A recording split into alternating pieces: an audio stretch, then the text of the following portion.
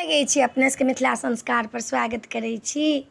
अपने सबके जितिया के बारे में दऽ रहल छी जे कहिया जितिया ये से जानकारी दऽ दै छी। जितिया जे ये से सितंबर में ये 17 सितंबर के जितिया ये। शनि के दिन पर ये व्रत के, शनि के दिन व्रत ये आ 16 तारीख के शुक्र के नहा खा के ये, शुक्र के नहा खा के शनि के व्रत ये। व्रत में एहि बेर 3 साँझ के व्रत ये, ओना व्रत नहीं है, 3 साँझ के व्रत ये। औंगठन अहाँ के छै, भोर में औंगठन छै आ रवि के 5:05 पर पारण छै रवि के। ओना 4:56 में अष्टमी उतर जेतै, लेकिन 5:05 में पारण छै। 17 तारीख के व्रत ये, शनि के दिन पड़ैया आ रवि के जे पारण करबै से साँझ में 5:05 में पारण छै। ओना 4:56 में अष्टमी उतर जेतै, लेकिन नहाय धोइत मुँह कान धोइत धाइत 5 बजे के बादे लोग पारण करते, तो 5:05 में पारण छै।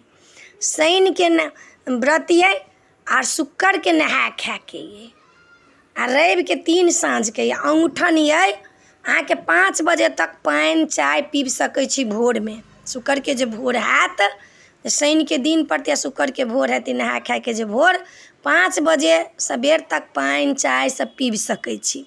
तकर बाद व्रत राखि सकै छी। केतला तऽ अखन व्रत सब जे छै से कखनो कोनो में कोनो तिथि घुसिया गेल, कोनो में कोनो तिथि घुसिया गेल, तऽ एना व्रत चलि रहल छै।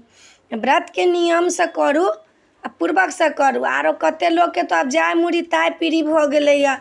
कते लोग कहै छै हम 24 घंटा के व्रत करब, तऽ अष्टमी जहन व्रत करै छी तऽ जाबत तक अष्टमी रहत ताबत तक व्रत करब ने।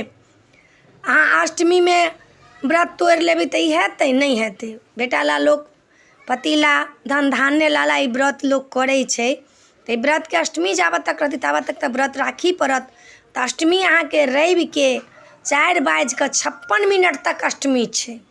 5:05 से पारण लोग करऽ लगतै, 5 बजे के बादे पारण लोग करतै। तऽ अपने सबके जानकारी दऽ देलहुँ हँ जितिया के, जे जानकारी रहत तऽ सब मन में ध्यान में अपन रखने रहब। अखन तऽ टाइम छै, लेकिन ई जानकारी होनाइ जरूरी छलै। तऽ वीडियो में आइए अपने सबके नीक लागत तऽ चैनल के सब्सक्राइब करब, लाइक करब, कहऽ के नहीं बिसरब। जय मिथिला, जय माता जी।